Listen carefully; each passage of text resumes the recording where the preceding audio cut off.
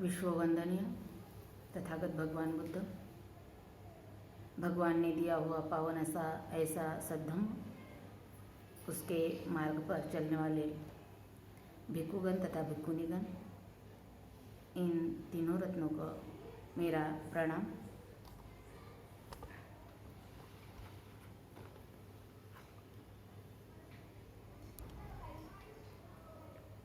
आज हम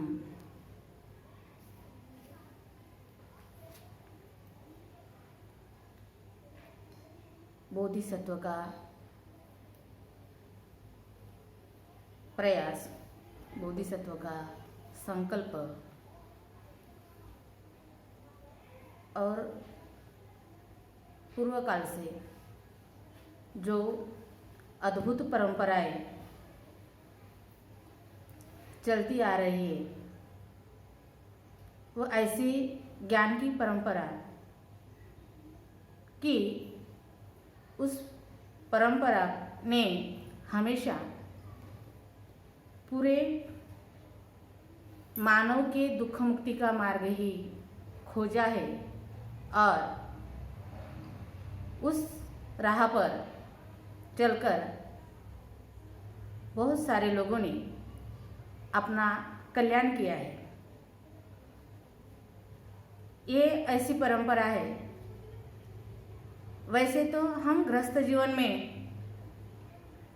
जो वंश चलाते हैं, कोई गृहस्थी व्यक्ति खुद को पुत्र पुत्री होने की वजह से वो अपना वंश आगे बढ़ाता है, लेकिन यहाँ एक अनोखी परंपरा है।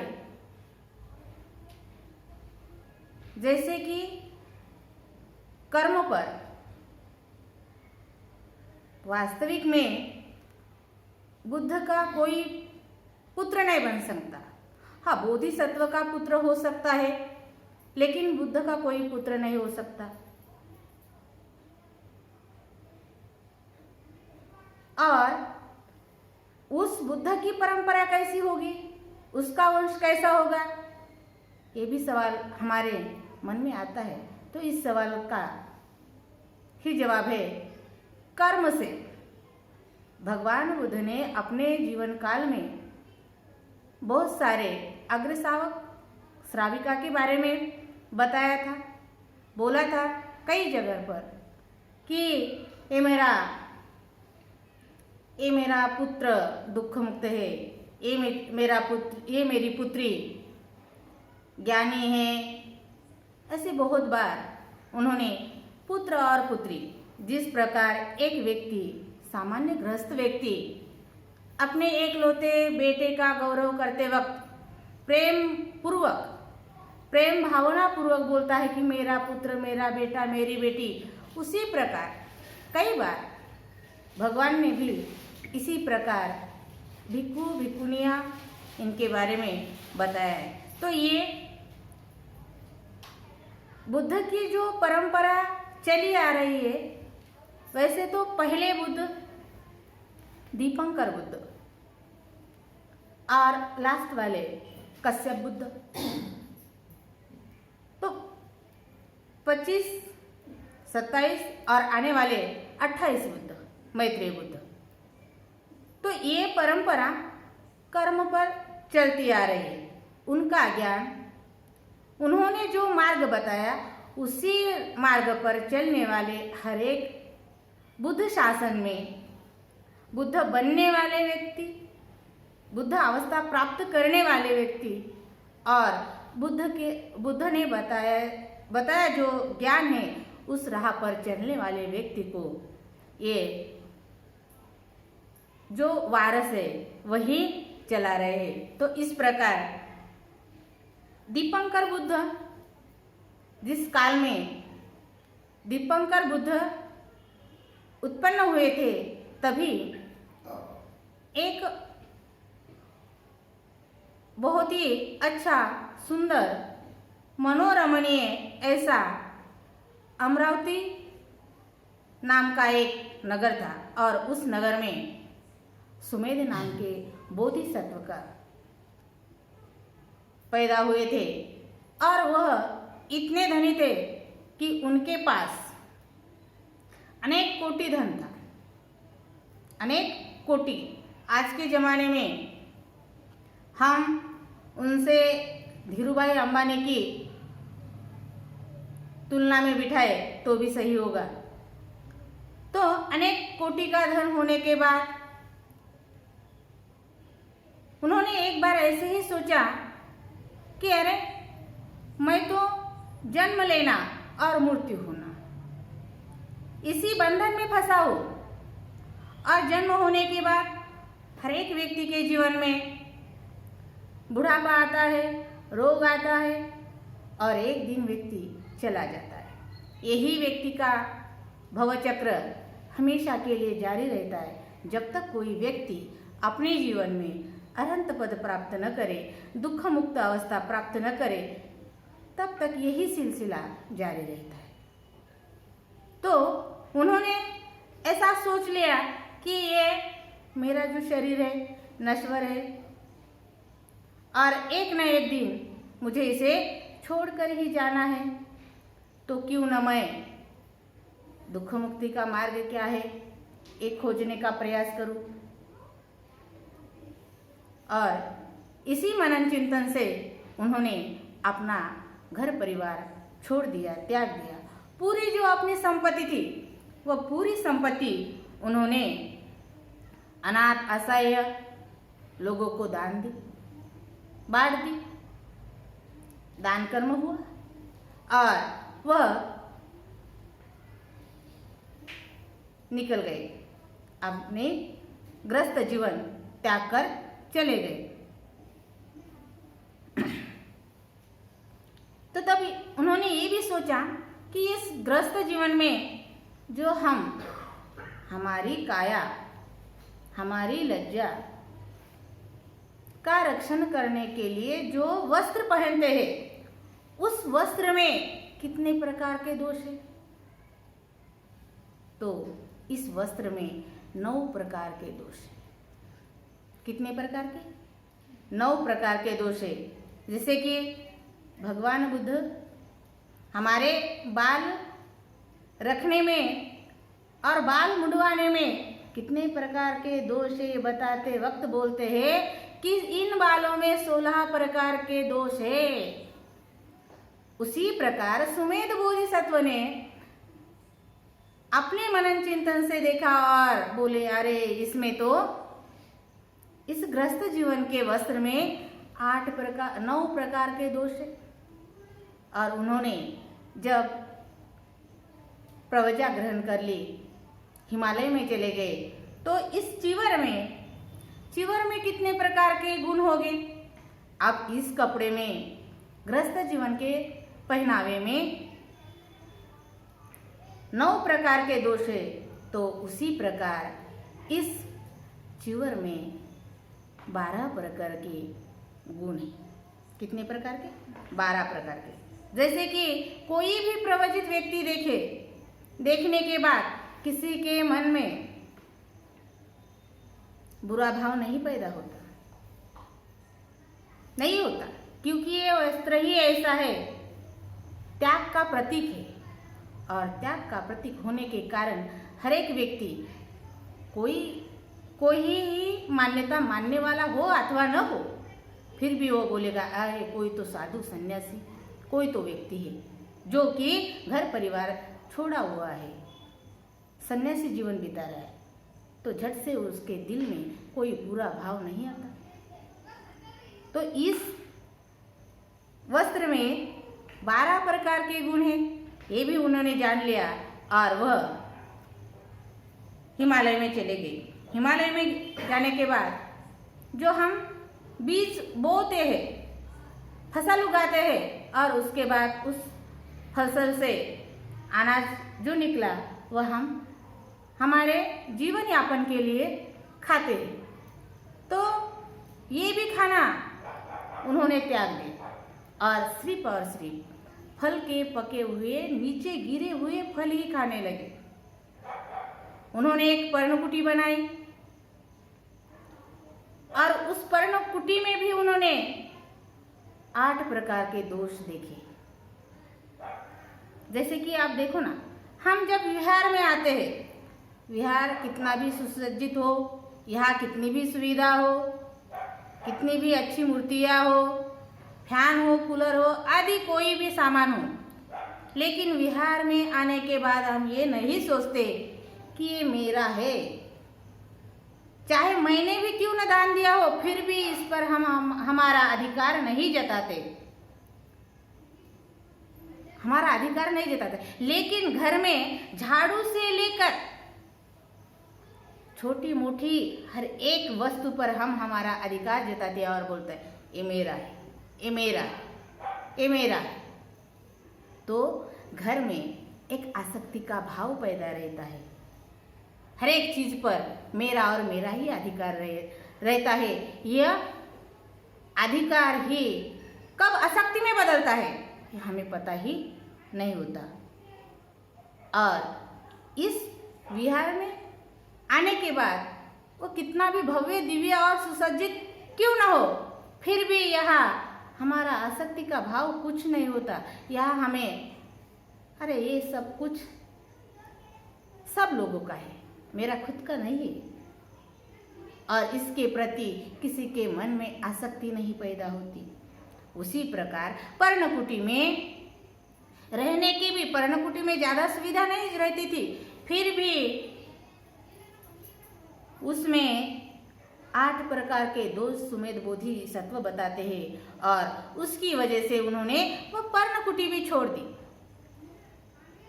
अब पर्णकुटी छोड़ दी तो एक पेड़ के नीचे वो चक्रमण करते, ध्यान साधना करते बैठ गए, और उसी प्रकार एक सप्ताह में ही उन्हें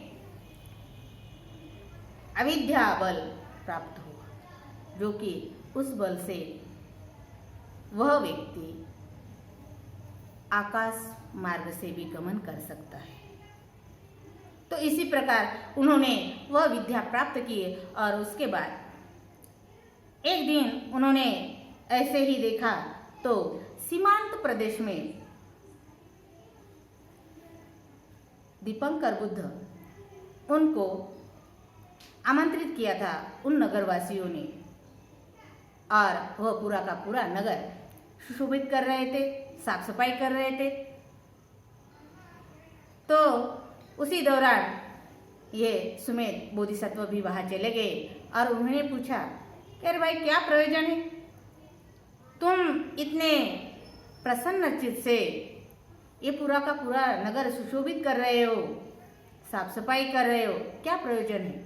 जैसे कि हमारे यहाँ किसी की शादी होती है, कोई त्योहार होता है, तो हम पूरे लोग अपने अपने परिवार, घर परिसर सब साफ सफाई करते हैं, उसी प्रकार ये सब लोग उन्हें दिखाई दे। तो उन्होंने उन्हें जाकर पूछा, और वो बोले अरे सुमेध तुझे पता नहीं।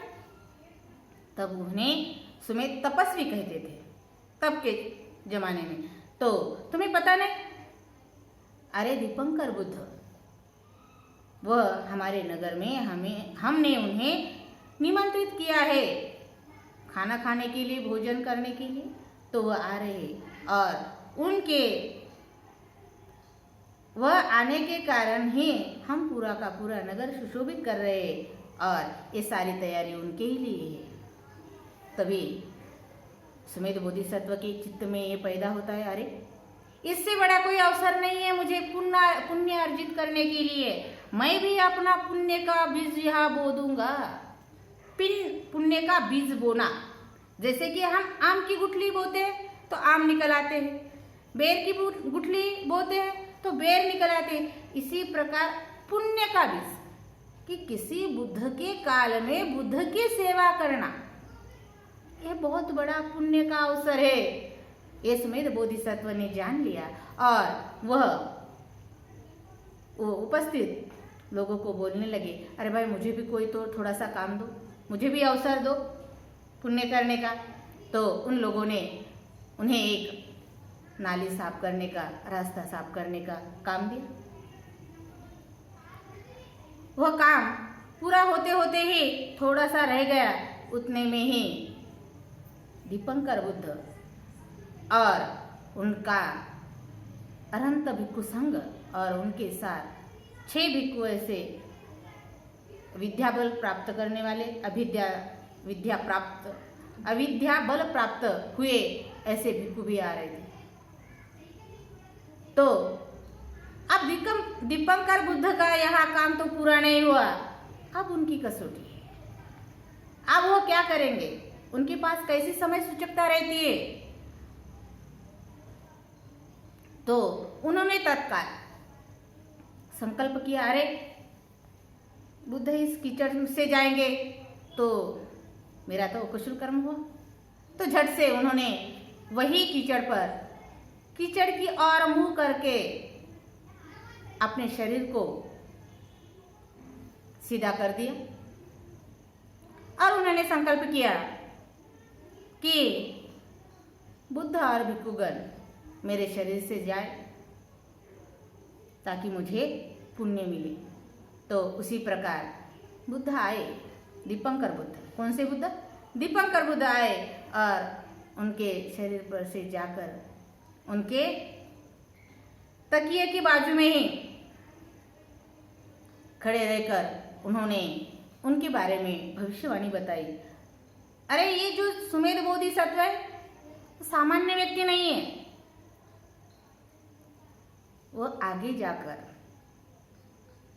4 लाख असंख्य एक कल्प के बाद ये बुद्ध बनने वाला है।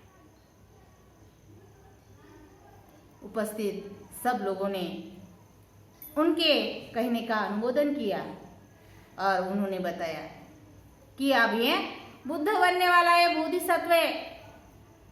तो उनके मन में बहुत प्रसन्नता निर्माण हुई कि अरे अब तो मैं बुद्ध बनने ही वाला हूँ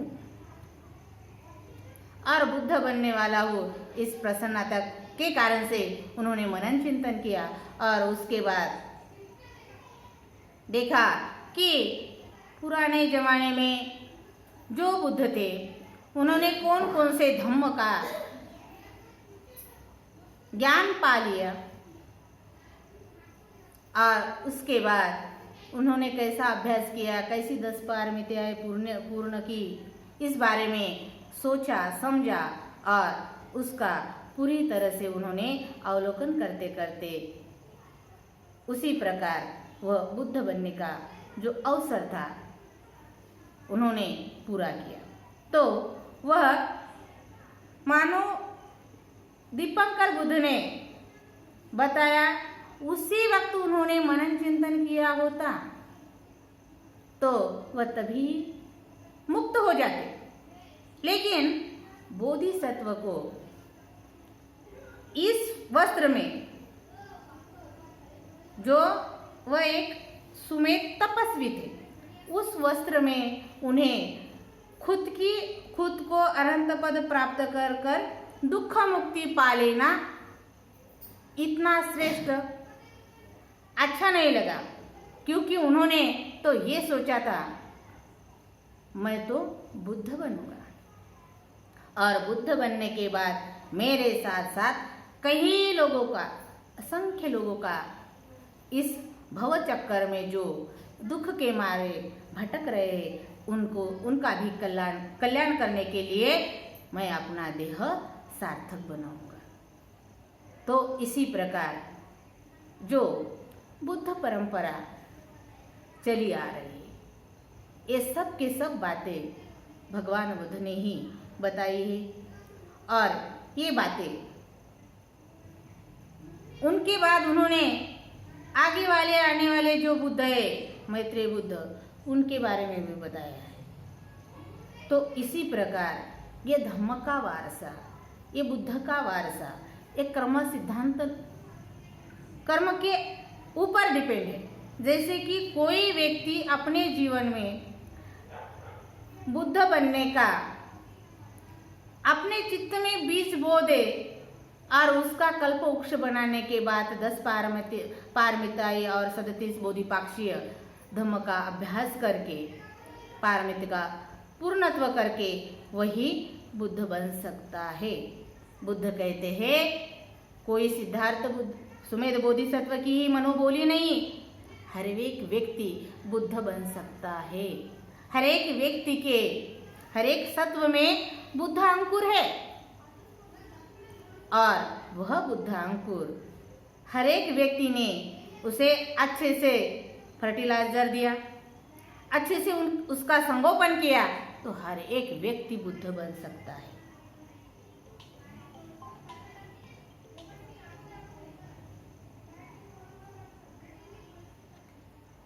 तो ये जो परंपरा है,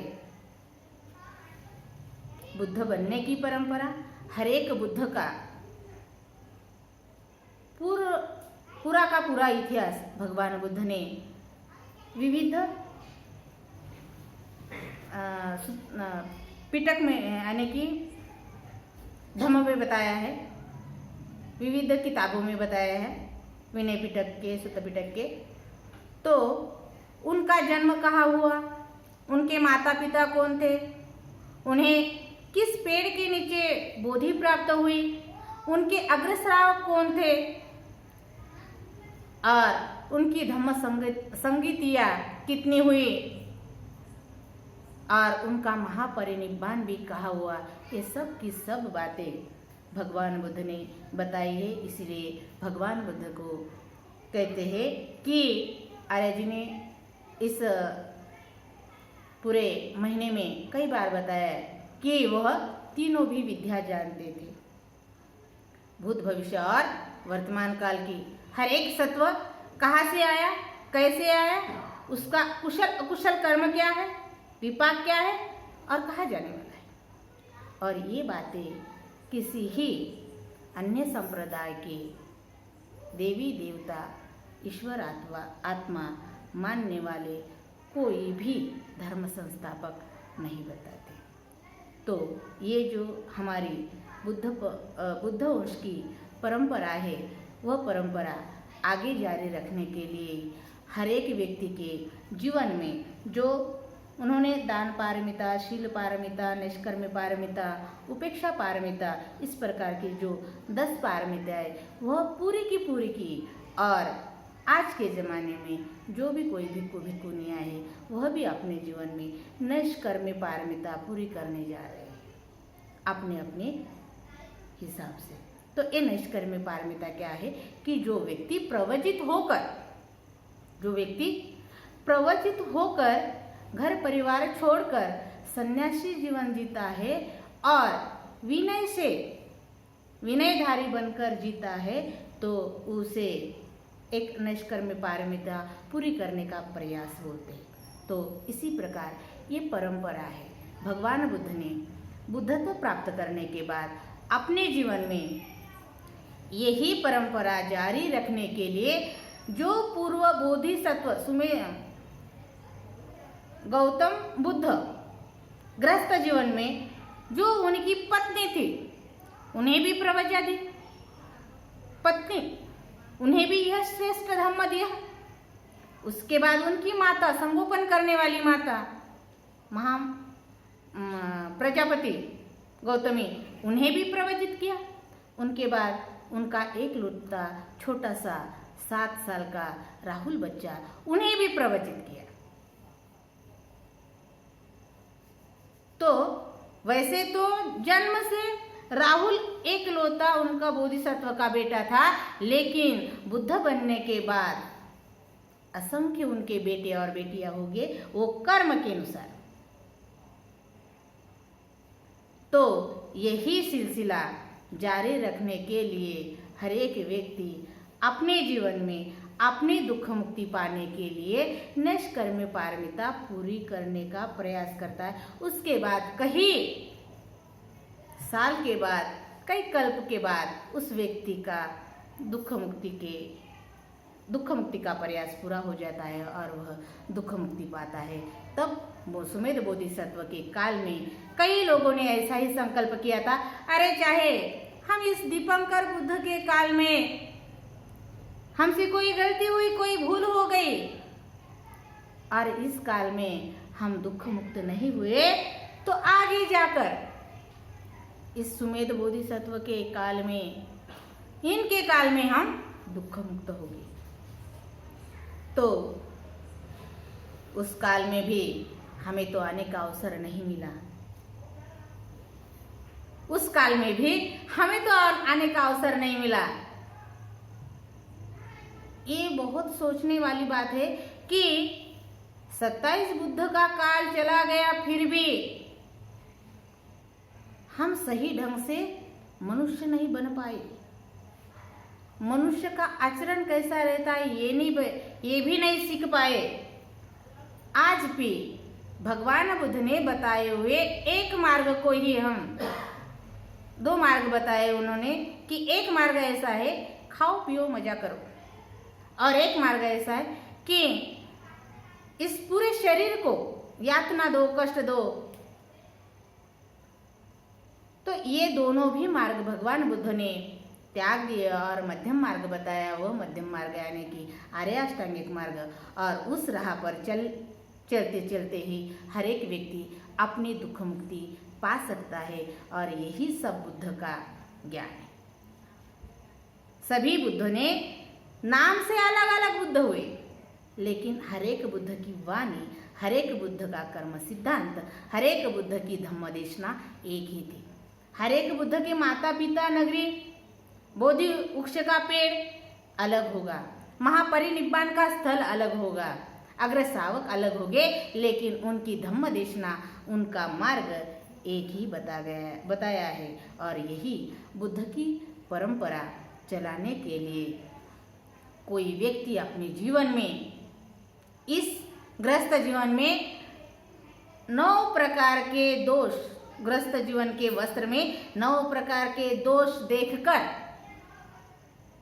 12 प्रकार के गुण रहने वाले इस चिवर को धारण करेगा, और अपने जीवन में, इस ग्रस्त जीवन में हमारा कोई माता पिता, कोई कलेक्टर, कमिश्नर या कोई छोटी मोटी नौकरी करने वाली, कुछ लोगों को प्रसिद्ध रहने वाले लोग होते होंगे, लेकिन ये तो हमारे पिता महाशय ऐसे हैं कि जिन्होंने पूरे विश्व के दुख मुक्ति का मार्ग खोजा है, और उनका बेटा और बेटी बनना, इससे कोई बड़ी बात नहीं हो सकती। ये माता पिता का गोत्र तो चंद दिनों के लिए ये तो खत्म होने वाला है, लेकिन बुद्ध का जो सिलसिला है वो तो चिरकाल तक जारी रहने वाला है, ये कभी खत्म नहीं होने वाला है। और उनका पुत्र और पुत्री बनकर जीवन यापन करना, ये शुद्ध व्यक्ति के लिए बहुत ही कल्याणकारी अवसर है। इस अवसर का भगवान बुद्ध के बाद जो हमारे सम्राट अशोक हुए, उन्होंने भी अच्छी तरह से लाभ उठाया और खुद को धम्मदाया बनने के लिए, धम्म का सखा और मित्र बनने के लिए बोला। तो भंते जी ने बताया कि जब तक कोई व्यक्ति अपने जीवन में अपना पुत्र और पुत्री बुद्ध शासन में प्रवचित करके उन्हें सौंप नहीं देता, दान नहीं देता, तब तक कोई व्यक्ति बुद्ध नहीं बनता। अशोक सम्राट की वह इतनी धम्म के प्रति श्रद्धा बड़ी थी, हम सब लोगों को परिचित है कि उन्होंने भगवान बुद्ध ने बताए हुए 84,000 स्तूप बनवाए। अब अयोध्या का जो सिलसिला जारी है वही एक स्तूप का ही मामला है। ऐसे 84,000 धम्मस्कंद, उतने ही उन्होंने स्तूप बनाए, लोक कल्याणकारी राज्य बनाया, भिक्षु संघ की सेवा की, छात्रालय, दान कर्म उनका असीम था। फिर भी वह धम्म के दायक नहीं बने, सखा नहीं बने, मित्र नहीं बने। और मित्र बनने के लिए उनकी बेटी संघमित्रा और बेटा महेंद्र खुशी खुशी प्रवचित हुए। एक राजा का बेटा, एक सम्राट का बेटा और बेटी प्रवचित होना सामान्य बात नहीं। चंद लोग अपने अपने समस्या में, अपने अपने उलझे हुए प्रॉब्लम में प्रवचित होना ये अलग बात है, लेकिन इतना ऐश्वर्य, इतनी संपत्ति फिर भी उसके प्रति लोभ न होकर भी, लोभ में न फंसते हुए श्रेष्ठ जीवन यापन करने की उनकी सदिच्छा, उनकी मनोकामना और उनके पिताजी का भी बहुत बड़प्पन, उनका भी बहुत बड़ा त्याग कि उन्होंने ये नहीं सोचा अरे मेरा वारसा चलाने के लिए मेरी इतनी बड़ी संपत्ति है, इसका उपभोग लेने के लिए मेरा बेटा मेरी बेटी ये सन्यासी बने तो सम्राट अशोक नहीं होते। तो उन्होंने भी ये परंपरा जारी रखी और अपना बेटा और अपनी बेटी भी उन्होंने प्रवचित किया और बुद्ध धम्म संघ के प्रति अपनी श्रद्धा व्यक्त की और बुद्ध का धम्म का सखा बनने का अवसर उन्होंने पा लिया और वह कुलपुत्र और कुलपुत्री उन्होंने भी अपने पिता को धम्म का सखा बनाने के लिए यह अवसर प्राप्त कर दिया। तो यह अवसर बहुत ही कल्याणकारी है। इस अवसर को समझने के लिए हमें हमारी जो किताबें हैं वह पढ़नी चाहिए। कोई व्यक्ति बुद्ध का एकलौता पुत्र, बुद्ध का पुत्र नहीं होता, बोधिसत्व का पुत्र होता है, लेकिन हम तो उनके बताए हुए मार्ग पर चलते चलते ही उनका पुत्र और पुत्री बन सकते हैं। तो कर्म से पुत्र और पुत्री भी बनना बहुत गौरव की बात है और ये अवसर जिन जिन व्यक्ति को अपने जीवन में मिलता है तो वह व्यक्ति अपने जीवन में पूरे तरह इसका लाभ ले, क्योंकि बहुत सारे लोगों के पिता महाशय तो शराबी होते हैं, जुगारू होते हैं, कैसे कैसे नहीं होते, राग लोभ और देश वाले विकार वाले होते हैं, कोई सज्जन भी होते हैं, फिर भी वह दुख मुक्ति के और बढ़ने वाले नहीं होते हैं। तो हमारे पिता ऐसे गौरवशाली और महान हो, यह बात हर एक व्यक्ति को मन को छूने वाली है, लेकिन उस पर प्रयास करने के लिए हमें उनका बेटा और बेटी बोलने के लिए उसी प्रकार का हमें हमारा जीवन यापन करना होगा, तभी हम कर्म से उनके पुत्र और पुत्री बन सकते हैं। तो इस बोधिसत्व का जो संकल्प था वह आगे जाकर पूरा हुआ और बुद्ध शासन भी बीत गया। उसके बाद कई दिनों के बाद हम आए और फिर भी ये लिखित धम्म रूप में बुद्ध का संदेश हमारे पास है, उसका ही हम इस जन्म में पूरा लाभ उठाएंगे और इसी लाभ के कारण हम हमारे आगे की लाइफ में खुद की दुख मुक्ति के लिए प्रयास करेंगे। इस धम्म देशना से सबका मंगल हो, सबका कल्याण हो, सबको स्वस्थ मुक्ति। सवेन्द्यो युजन्तु सब्बरोगो विनाशतु माते भवतन्तरायो सुखी दीर्घायुः।